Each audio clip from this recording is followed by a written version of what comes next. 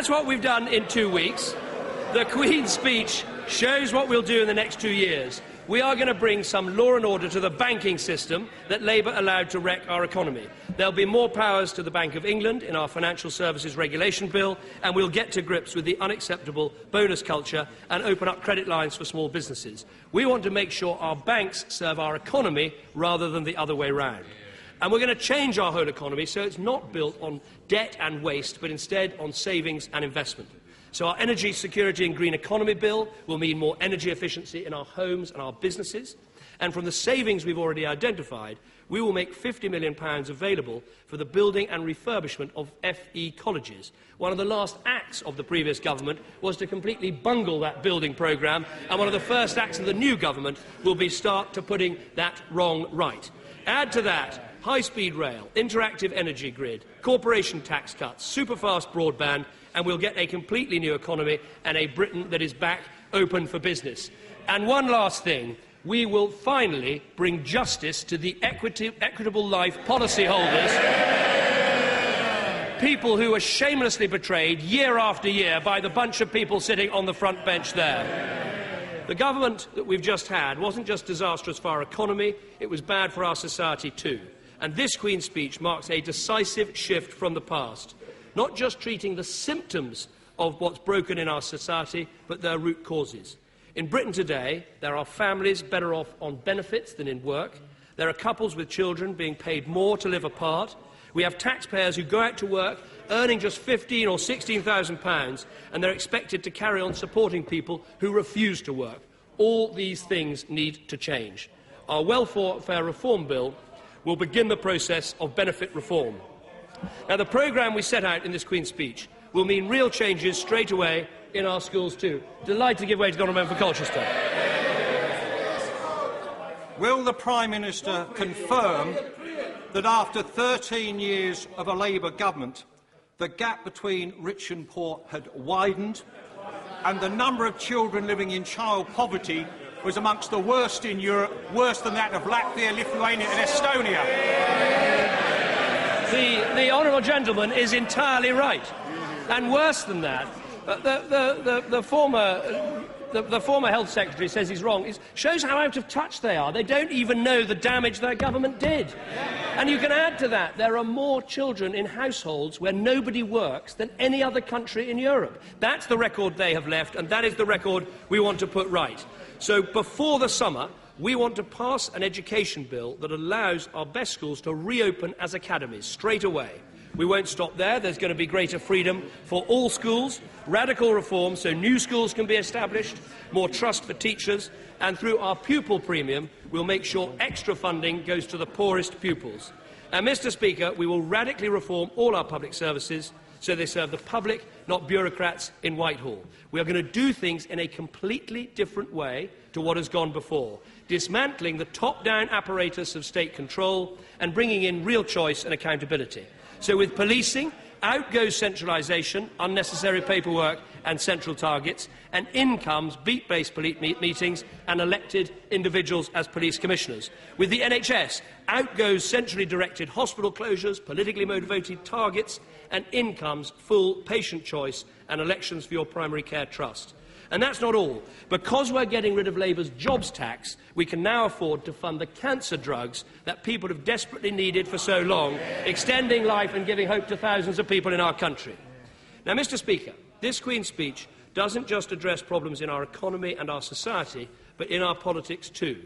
This Queen's speech includes a comprehensive programme for pushing power downwards and outwards from this place. That is what the Decentralisation and Localism Bill is all about. Already we've shown our intent. The imposition of new unitary councils, going. Regional spatial strategies, going. Home information packs, gone. Comprehensive area assessments, going. Standards bureaucracy, going. The excessive ring-fencing of local council budgets, treating local government like infants, gone. We will be the government that gives politics and power back to people.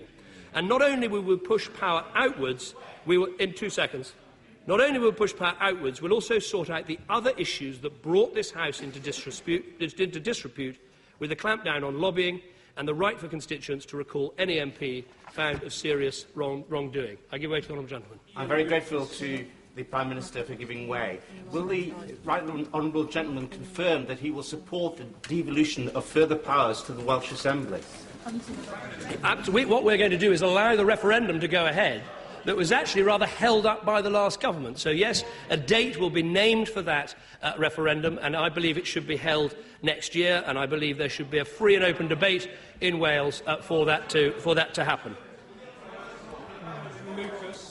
I'm sure that the right honourable gentleman made an oversight, but he didn't actually answer the question. Will he support the devolution of further powers to the Welsh Assembly?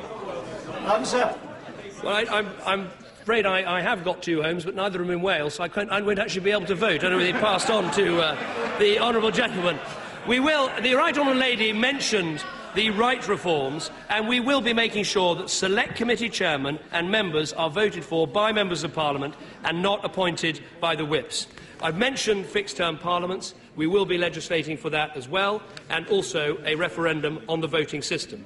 So, cleaning up Parliament, powers passed from the executive to the legislature, powers passed from the legislature to the people. That is what our political reform is all about. Give way to the honourable lady. To the right honourable gentleman for giving way. Will he explain to the House how setting an artificially high level to defeat the government in this House in a confidence motion,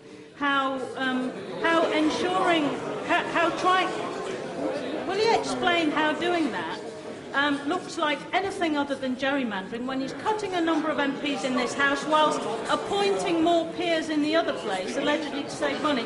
How does that look like anything other than gerrymandering, and how is that new politics? Yes. What I would say to the right honourable lady, I'm the first Prime Minister in British history to give up the right to go to the palace to choose an election at the time that suits you. Everybody opposite stood on a promise in their manifesto to introduce a fixed-term parliament. If you have a fixed-term parliament, you then have to have some way of trying to make sure it is a fixed-term parliament. That's why the right honourable lady voted to support a 66% threshold for the Scottish Parliament. Let me make one more point before I happily give way again. Let me make one more point.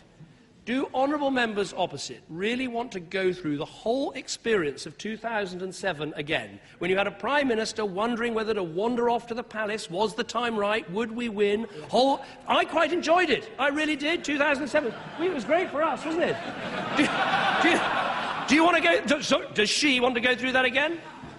I just wonder whether or not the right honourable gentleman can convince the country that what he's doing isn't trying to stitch up a majority in the House for a lot longer than he might actually own it. And if the fact is that if he's appointing new peers in order to make sure that the coalition has a majority in the House of Lords, whilst at the same time requiring 55% vote, which is more than the opposition party can muster, to make sure that the House to make sure that the government falls, he's not going to convince the House. The Prime Minister, I just remind the House that interventions must be brief. Prime Minister. Well, Mr. Speaker, I'm not quite sure where to start. In terms of appointing peers, may I remind her that the last government, particularly Tony Blair, appointed more peers than any Prime Minister in British history. and also, another point is the party opposite had 13 years to reform the House of Lords and completely failed, something this government is going to achieve. Let me just explain. We are not taking away Parliament's right to throw out the government. We're taking away government's right to throw out the Parliament. That's why it's about giving power away from the Prime Minister to the legislature. If it was such a bad idea, why did every member opposite put it in their manifesto and stand for it at the last election? Mr. Speaker, I've given away enough. Mr. Speaker, as this government starts the job of building our country's future, the Labour Party is clearly thinking about its own future, and as experts in leadership elections, we'll be watching with interest. But I have to say to this, if they think a leadership election is the answer to their problems, they're wrong.